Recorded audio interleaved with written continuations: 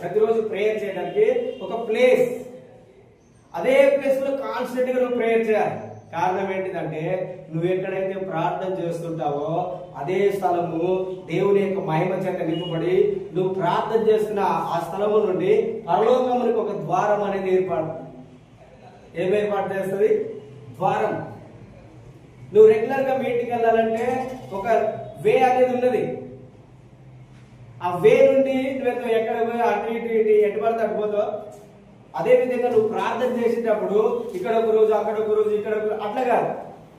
Regular గా ఒక స్థలం దగ్గర కూర్చొని నువ్వు ప్రార్థన చేస్తుంటే అక్కడ దేవుని యొక్క సన్నిధి, దేవుని యొక్క మహిమ, ఒక ద్వారం అనేది ఏర్పడుతుంది. దేవునికి నీకు లేదంటే పరలోకము నీకు ఒక ద్వారం ఏర్పడుతుంది.